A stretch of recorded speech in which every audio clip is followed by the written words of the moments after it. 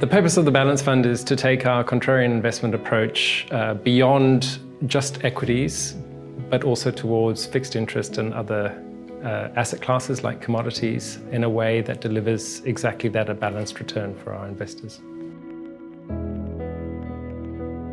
The Balance Fund isn't a fund of funds. It's a portfolio of direct investments in equities and fixed interest and the like.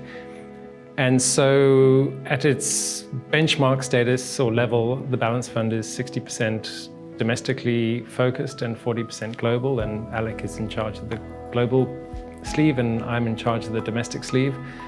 However, we deviate reasonably meaningfully from time to time between those two sleeves, and it ends up being a conversation. Yeah, we fight. We fight for capital in the portfolio, and there are often ideas that bubble up in Australia that are on par with or similar to or in the same industry and sector that we're looking at. And we have good, honest discussions, let's just say, about which one's better in the fund. We have a core multi-asset team that is out of Bermuda and with decades of experience in fixed income and equity investing. And then we also pull from the larger Orbis team, which is up to 60 analysts around the world, as well as interact with the Australia team's analysts.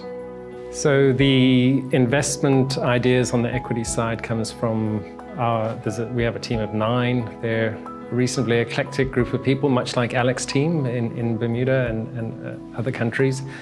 But they're very intelligent and they're very passionate. And whilst quirky, they are solely focused on trying to eke out great investment ideas for all of our strategies, not just the Balance Fund. That means that we work as if we're going to buy the entire company.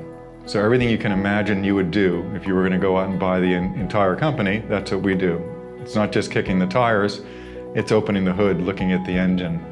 But fundamentally, we work off various screens, start with valuation, and then work through what the business does, who the management team is, what do we think their qualities are, what do we think their business prospects are. And from that, we come up with what we think an appropriate valuation is and check the discount to that. If the discount's meaningful, then that's something that's a candidate for purchase and fighting for capital within the portfolio. At its core, everything is worth the present value of the future cash flows that thing delivers. So it doesn't matter if it's an equity, a whole of the company, a fixed interest security. And so the bottom-up analysis is our efforts to determine what those future cash flows are likely to be and therefore what the value of the instrument in question is.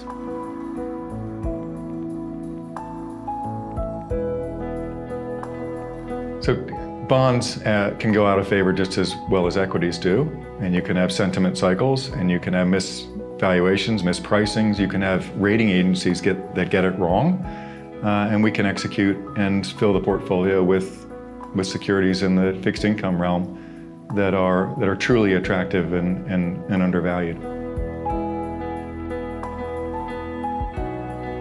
No, it mostly will be the same, actually. So if I think about the 60% that is invested in Australian securities as per the benchmark, and with 60% of that 60 invested in equities, so 36% in total, it wouldn't be unreasonable to expect that to look very, very similar to 36% of our equity fund, both in terms of weights and names. On the global sleeve, because it's not the same portfolio manager for the Orbis Global Equity Fund as it is for Global Balanced, so it's Alec versus others, whereas in Australia it's me versus me, basically. And so, and of course Suas co-manages the portfolio, but we tend to have almost identical names. And there are occasions where there's overlap with the opportunities found outside of Australia that may wind up becoming substitutes for the Australian names.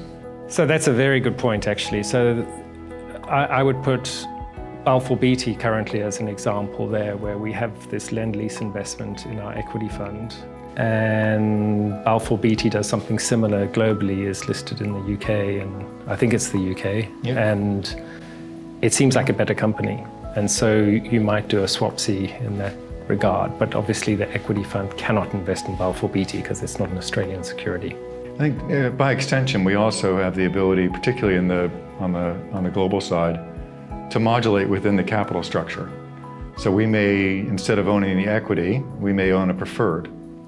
So take a higher risk equity, own the preferred, you wind up with a more moderate risk security that's trying to execute the same anomaly.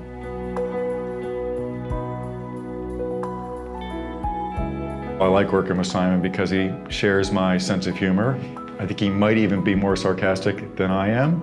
And what I've learned and appreciate about him is just the level of dedication and discipline around the art form of contrarian investing. It's truly superb.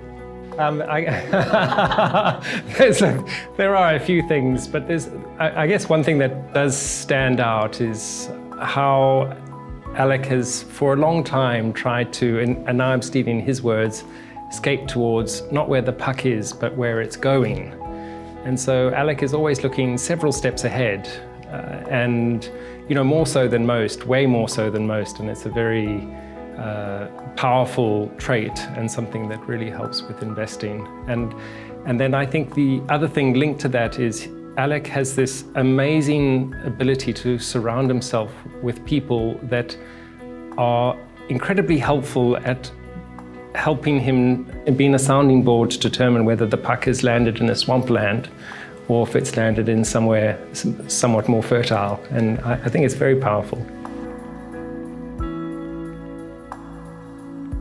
Certainly one of them is it hasn't been overly diversified and hasn't needed to or felt compelled to invest in expensive asset classes over the last 5 or 10 years.